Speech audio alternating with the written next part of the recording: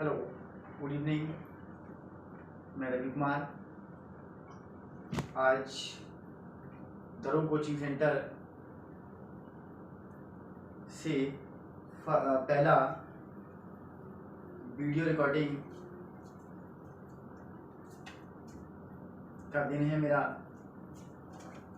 लगातार 10 वर्षों से एक ऑफलाइन कोचिंग के माध्यम से धरुव कोचिंग सेंटर चल रहा है और आज उसी प्रक्रिया को कोचिंग को आगे बढ़ाते हुए आज हम YouTube के माध्यम के लिए आज धरुव कोचिंग सेंटर का वीडियो का पहला दिन शूट है। तो आज हम रसायन विज्ञान का एक बेसिक टॉपिक है आणविक द्रव्यमान या मोलर द्रव्यमान, जिसका हर बच्चे के मन में एक प्रश्न रहता है कि आणविक द्रव्यमान या मोलर द्रव्यमान कैसे ज्ञात किया जाए। तो आज हम उन बच्चों की समस्याओं का समाधान करने आज धरुव कोचिंग सेंटर के माध्यम से मैं यहाँ आया हूँ और मुझे उम्मीद रहेगी कि मैं एक बार इस बार बताने के बाद उम्मीद है कि कोई भी बच्चा ऐसा नहीं रहेगा कि जिसको मोलर द्रव्यमान निकालने में परेशानी रहेगी। आइए कुछ क्वेश्चंस मैंने यहाँ लिखे हैं, जैसे caustic soda NaOH, ethanol C2H5OH, glucose C6H12O6, sucrose C12H22O11। इन 4 प्रश्नों के माध्यम से आज हम आणविक द्रव्यमान निकालना सीखेंगे। आणविक द्रव्यमान निकालने के लिए हमें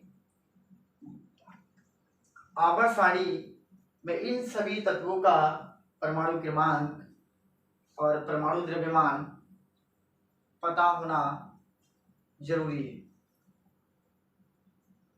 क्योंकि इन सभी तत्वों का आणविक द्रव्यमान निकालने के लिए हमें इन सभी तत्वों का आणविक द्रव्यमान परमाणु द्रव्यमान पता होना जरूरी है, क्योंकि परमाणु द्रव्यमान की सहायता से ही हम आज आणविक द्रव्यमान निकाल सकेंगे। अब हर यौगिक में हमें देखना है कि कौन सा तत्व अपने आप में एक अलग तत्व की पहचान रखता है। NaOH जो यौगिक है हमारा एक कास्टिक सोडा, ये 3 तत्वों से मिलकर बना है,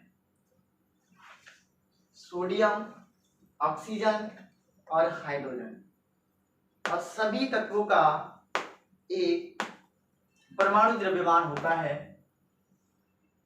जिनका आज मैं आपके सामने परमाणु द्रव्यमान बताऊंगा और उन्हीं की सहायता से आज हम आणविक द्रव्यमान या मोलर द्रव्यमान ज्ञात करेंगे।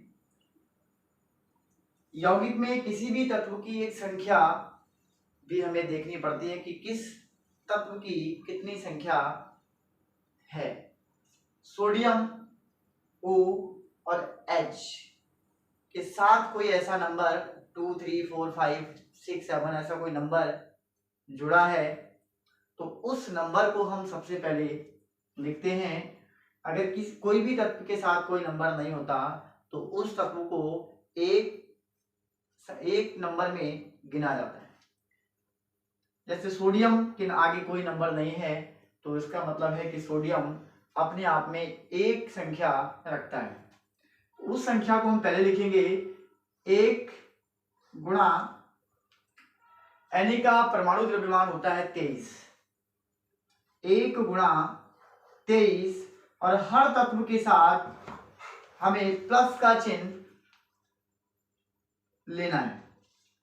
ऑक्सीजन की संख्या हम गिनेंगे ऑक्सीजन यहाँ पे कोई संख्या नहीं है, तो इसका मतलब ऑक्सीजन भी संख्या में एक है। एक गुणा ऑक्सीजन का परमाणु क्रमांक 8 होता है और परमाणु क्रमांक की सहायता से इसका परमाणु द्रव्यमान 16 होता है।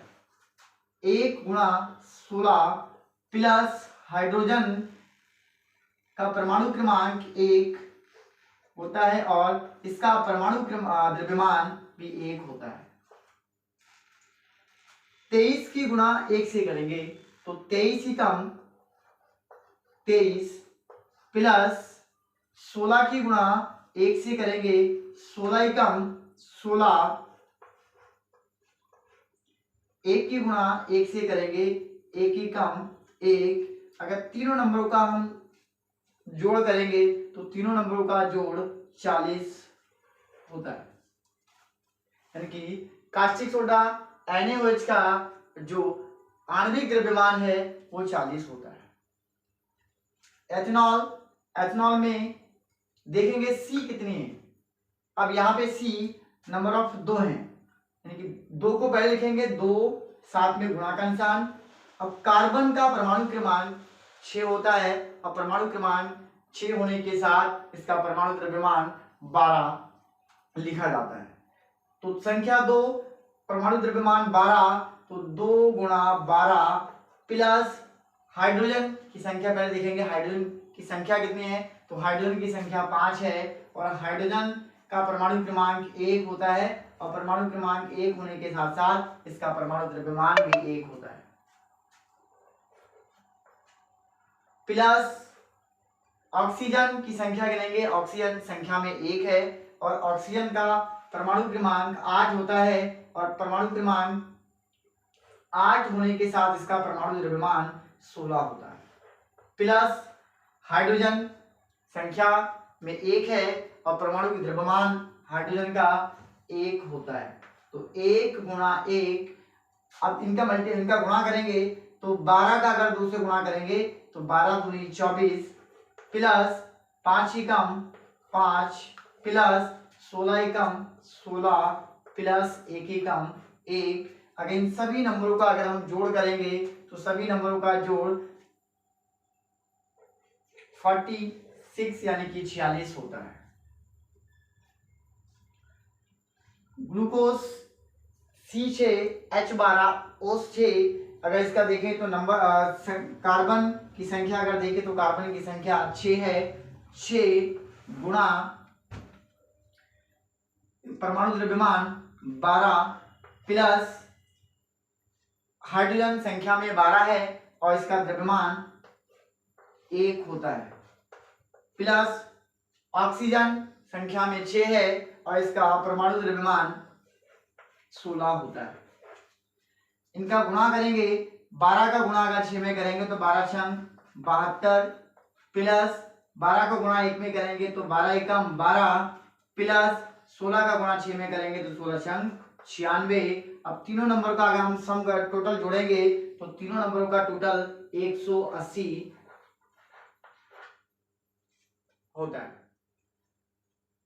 सुक्रोज यानी कि चीनी, चीनी का जो सूत्र हमने लिखा है आपने C12H22O11, इसका अगर हमें आणविक द्रव्यमान निकालना है तो उस नंबर ऑफ पहले C की संख्या गिनेंगे तो C की संख्या में है 12 और इसका परमाणु द्रव्यमान भी होता है 12, तो 12 गुणा 12 प्लस हाइड्रोजन यहाँ संख्या में है 22 और हाइड्रोजन संख्या में 22 होने के साथ साथ इसका परमाणु द्रव्यमान भी होता है 1 प्लस ऑक्सीजन संख्या में है 11 और ऑक्सीजन संख्या में 11 होने के साथ इसका परमाणु द्रव्यमान होता है 16। 12 का अगर 12 से हम गुणा करेंगे तो 12 का 12 से गुणा करने के बाद इसका 144 हमें प्राप्त होता है। प्लस 22 का अगर गुणा 1 से करेंगे तो 22 ही कम 22 हमें प्राप्त होता है। 16 का गुणा अगर हम 11 से करेंगे तो 16 का गुणा जब 11 से करेंगे तो 16 का गुणा जब 11 से होता है तो 176 प्राप्त होता है। अब तीनों नंबर का 144, 22 और 176 का अगर हम जोड़ करेंगे तो ये 342 प्राप्त होता है। तो आज हमने आणविक द्रव्यमान यानी कि मोलर द्रव्यमान निकालने की कोशिश की। मुझे उम्मीद होगी कि आप इस वीडियो को देख के आप समझ सकते हैं और निकाल सकते हैं कि आणविक द्रव्यमान कैसे निकाला जाता है। नमस्कार।